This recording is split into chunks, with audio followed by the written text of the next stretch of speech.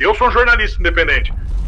E estou dizendo, hoje existe no Brasil uma guerra orçamentária acontecendo nesse exato momento. O próximo presidente, eu acredito que será o Bolsonaro pelo andar da carruagem, e gostaria que fosse pela minha vontade, quero que seja pela minha vontade, mas temos que encarar a realidade. Vai pegar uma guerra de orçamento nunca vista na história do país. Eu gostaria de saber um pouco aí do nosso querido Ricardo Rouveran, né, Ricardo? Eu gostaria que você falasse um pouquinho de como você iniciou na sua carreira no jornalismo investigativo, e quais foram aí os seus principais desafios para enfrentar aí essa longa jornada e a sua trajetória. Bom, vamos lá. Você tocou num ponto muito interessante, né? Como de tudo, foi o seguinte: eu queria, acho que até minha vocação mesmo era para ser polícia, né? Eu queria ser policial. O que eu gosto mesmo é de ter bandido e engano. Isso é o que eu tenho paixão na vida. Eu acho que a minha veia é essa. Eu não tenho muita paciência com bandido. E, na verdade, eu não tenho paciência nenhuma. Eu sei a diferença do certo e do errado. Acho que todo mundo sabe, né? E acontece que eu tenho uma veia de investigação nata, né? Eu tenho isso comigo desde que eu nasci. Teve um determinado momento, quando eu estava no final da adolescência, na fase adulta, que você resolve fazer você precisa escolher algum caminho para você seguir, né? Eu escolhi o caminho, eu sempre, modéstia à parte, tenho o dom da inteligência comigo, né?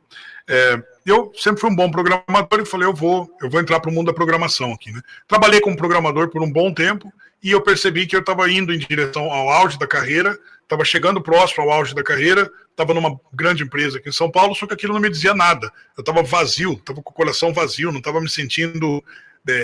Estava me sentindo inútil, né? Estava indo bem, estava ganhando bem, mas aquilo não era para mim. Em determinado momento eu falei, não, eu vou fazer o que eu quero, né?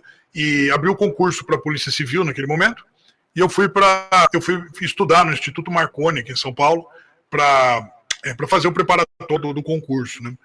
Os meus professores, na época, eles foram muito claros comigo. Eles disseram, Rouveran, você vai passar valendo, esse negócio foi feito para você, isso aqui é teu lugar. E aí eu falei, tá bom. Comecei a conversar com alguns amigos meus que estavam se aposentando na polícia. Eu ia entrar para a civil, né? Ia entrar para ser investigador na civil. E esses amigos meus, eles me disseram o seguinte, falaram, não vá. Por quê? Porque você é honesto demais. Com essas palavras, tá? Não que a polícia seja lugar de gente desonesta, não é isso. Eles disseram que você não é flexível com muita coisa. E você vai ficar na polícia, você vai passar, vai entrar para a polícia, você não vai poder investigar o que você quer, você vai ficar sendo mandado para cá e para lá, e de acordo com o teu perfil, eles disseram os três para mim a mesma coisa, você vai ser o chamado sujo. Sujo na Polícia Civil é o apelido que se dá para o sujeito que fala assim, ó, quando o traficante não pagou arrego, você manda aquele cara que ele vai lá para efetuar a prisão. Você entendeu? Quando a coisa fica preta, você manda esse cara aqui. Por isso eles chamam de o sujo, né? Não é que o cara é sujo, que o cara é desonesto, não é isso. É que o cara vai fazer o chamado serviço sujo, o chamado serviço que você tem que botar a mão na sujeira, né? Então, ele falou, você vai acabar sendo usado por um sistema ao invés de você fazer o que você quer. Você quer um conselho? Os três me disseram isso, não foi um, né? Vai para a área do jornalismo, que no jornalismo você vai investigar o que você quiser, não vai ter limite, não vai ter chefe e não vai ter esse tipo de problema. Eu ponderei por um bom tempo, dei uma olhada, né? E eu migrei mesmo. Eu falei, eu não vou me sentir bem se eu não puder investigar o que eu quero, né? Eu vou para o jornalismo, que é o que eu quiser. Migrei para o jornalismo, comecei a escrever, quando eu vi eu estava no jornalismo, eu estava fazendo isso, né? Enfim, essa é a história, assim que eu comecei. E eu estava escrevendo para alguns sites, né? Até que um dia o Alan dos Santos me chamou para compor a equipe do Terça Livre, entrei para o Terça Livre e nunca mais. É aqui que eu quero ficar, né? No jornalismo conservador. Foi assim que eu entrei.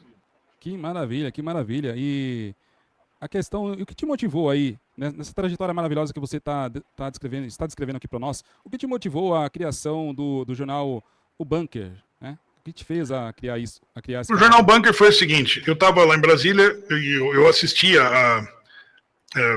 vamos dizer assim, a queda do Terça Livre em Brasília, quando o Moraes cercou absolutamente todos os flancos do Terça Livre, né? Foi atrás dos investidores, realmente cometeu uma barbaridade ali contra aquele veículo.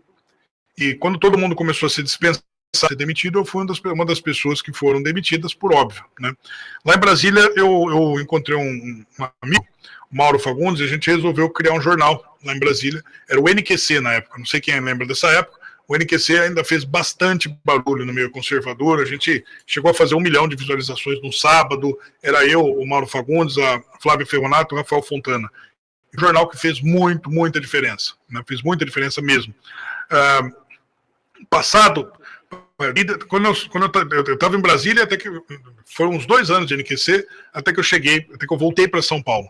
Quando eu volto para São Paulo, eu vi que a demanda do jornalismo conservador estava diferente, porque as pessoas, aquele formato de bancada jornalística nostálgica, né, já estava um pouco desgastado. As pessoas estavam muito buscando a informalidade do que a formalidade. E aí eu montei um estúdio em São Paulo, né, eu encontrei uma casa adequada, que tinha uma edícula do lado de fora. Essa edícula eu achei que tinha um tamanho bom, aluguei, montei um estúdio mesmo, fiz o isolamento acústico e etc.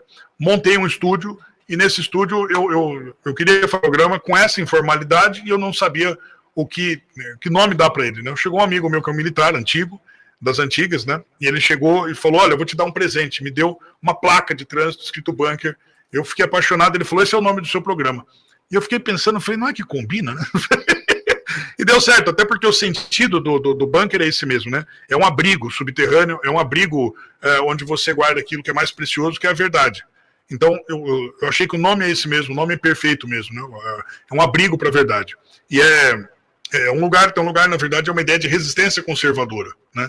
E a gente, é claro, que tem que se amoldar às regras de sobrevivência, porque é mais importante a gente chegar vivo no final do que a gente se aventurar. A gente se aventura. A gente tem coisas que a gente tem que fazer até por critérios morais, mas é importante a gente se manter vivo, porque senão a gente não pode fazer nada, né? O que adianta a gente perder tudo no meio do caminho, né? Nesse meio tempo eu já perdi o canal, por coisas que a gente fala, eu já perdi 2 canais do Bunker, né? A gente foi a gente estava batendo 100 mil no primeiro, o YouTube derrubou. Eu estava com 25 mil no segundo, o YouTube derrubou. A gente foi pro Rumble, né? O Rumble acabou saindo do Brasil. Voltamos pro YouTube e começamos a crescer. O YouTube veio, desmonetizou o canal, e foi uma luta para conseguir remonetizar o canal. Foi uma luta. A gente está aqui hoje com muito sangue, suor e lágrimas.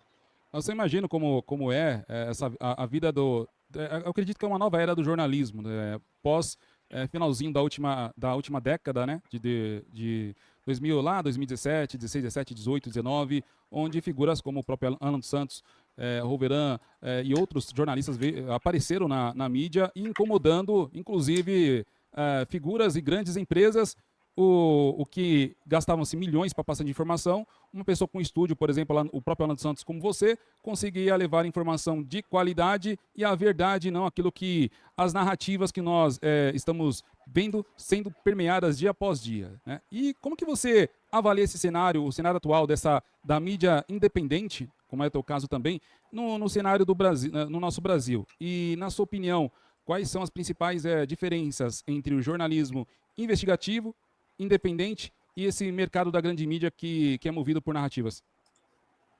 Bom, vamos lá. O mercado do jornalismo, de forma geral, ele nunca foi bem definido, né? Porque essa pergunta que você está me falando me lembra muito um livro do Dostoiévski chamado O Idiota, né? Porque o Dostoiévski, ele coloca ali no Príncipe Mishkin, né, o seguinte desafio. É um livro que incomoda todo mundo que lê. Todo mundo que lê sai um pouco ferido por dentro porque é um tapa na cara. É assim, o idiota é o Príncipe Mishkin, né? Que ele é um cara muito ingênuo. E ele acredita nas pessoas, ele acredita no amor, ele acredita em todas as coisas boas, e ele não se dobra a largar dos seus valores. E ele é tratado como idiota. Ele é chamado de idiota por uma sociedade inteira que optou por ser vil. Optou por se achar muito esperto e tratar com ele como se fosse superior a ele, justamente porque não tem as qualidades dele, né? Então, quando você lê O Idiota do Dostoiévski, que é uma obra que aliás, o Dostoiévski, tudo que ele escreveu é bom que seja lido. Notas dos Subterrâneos, Irmãos Karamazov, O Idiota, etc. Mas o Idiota, me lembra muito essa pergunta que você está fazendo, justamente porque a gente tem que fazer esse questionamento. Você fala, você vai falar a verdade ou vai atender interesses dos outros, né? Se você atender interesses dos outros, como é o caso dos Daniela Limers, né? Eu chamo assim, tem os Faria Limers, né? A turma dos banqueiros da Faria Lima, e tem os Daniela Limers, são os jornalistas caricatos que eles já estão até ficando, né, marcados com esse selo joinha, selo Sidônio de qualidade, né? E eles estão, é muito chato na verdade, né? Você vê um jornalismo que ao invés de te informar, ele te deforma. Ao invés de ele te trazer informação, ele muda o seu pensamento para uma coisa que ele quer, né? Ele te amolda, ele te deforma. E aí tem uma loucura completa que eu acho que é um momento que nós estamos vivendo. O jornalismo, ele nasce, o primeiro registro daquilo que se chama por jornalismo, vem lá na Roma Antiga. É um jornal, acho que é 62 a.C., salvo engano, chamado Acta Diurna. Só que o Acta Diurna era um jornal que vinha como assessoria de imprensa do Júlio César. Era um informe dos feitos do Júlio César, do imperador romano, que ia para a mão das pessoas. Ali era um papelzinho escrito, né, o que o Júlio César está fazendo, toma aqui, o que o imperador romano está fazendo. Então, é muito difícil lidar com isso, porque o papel de assessoria de imprensa, ou, no final das contas, atender como cliente de um determinado poderoso, você chega ali e fala assim, ó, eu estou atendendo o meu cliente. Quem é meu cliente? É o sujeito que é poderoso e eu estou falando o que ele quer que seja dito, né?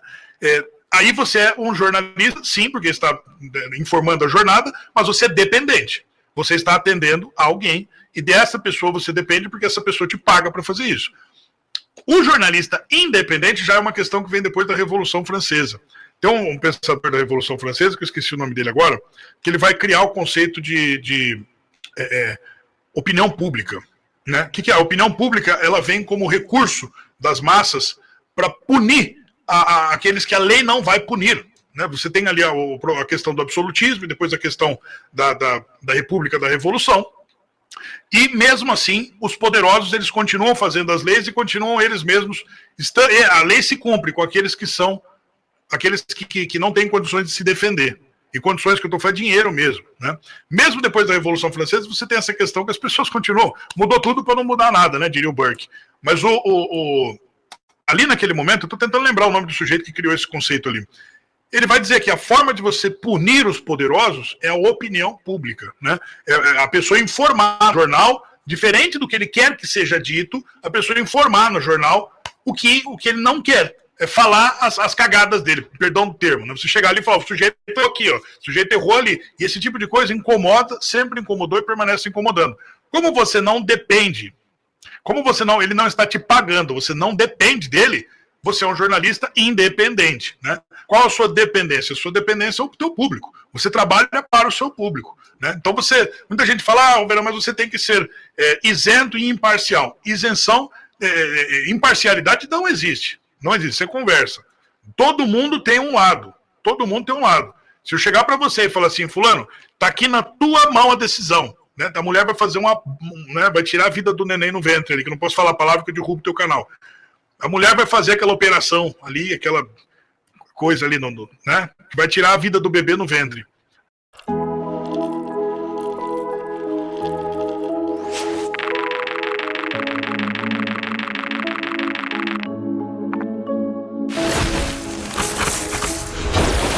Né? O que você escolhe? Você não pode chegar e falar, eu sou imparcial, porque se você diz isso, não sei o que. Não, você vai ter que tomar uma decisão, você vai ter que assumir um lado. E no jornalismo, a cada segundo, você tem que assumir um lado. A cada segundo você vai entrar em contato com uma informação, aquela informação vai atingir seu coração e aquilo ali vai te causar, você vai ter que botar aquilo ali para fora de alguma maneira. Né? A expressão, ela é o que vem depois da impressão. O que imprimiu? A informação, ela imprime algo no seu coração. E aí você expressa, você devolve isso na sua fala para a sociedade. As pessoas vão perceber o seu lado na sua fala. As pessoas vão perceber o seu lado no seu gesto. As pessoas vão perceber o seu lado. Mesmo que você não queira, as pessoas vão perceber o seu lado. Agora, isso, ser imparcial não existe. O que você pode e deve fazer é ser isento. Você não participa da notícia. A notícia não é sobre você. A notícia não é sobre a pessoa. Né? Vamos lembrar que notícia no jornalismo tem um critério textual, que é o lead, né? Quem fez o quê, quando, onde, como e por quê. Você tem o lead na mão, você tem uma notícia. Você pode explicar alguma coisa para o seu público. Você pode contar um fato de maneira completa. E a diferença do jornalismo, no final das contas, é a apuração. Né? A apuração jornalística. A apuração jornalística tem técnicas. Você tem que testar o que chega na sua mão para que você se torne servo de alguém, para que você não se torne dependente. Exato. Quando uma informação chega na mão de um Daniela Limer da vida, né, o que eles fazem? O pensamento deles é o seguinte, isso vai a favor ou contra o governo? Quer dizer, ou melhor, a favor ou contra a esquerda?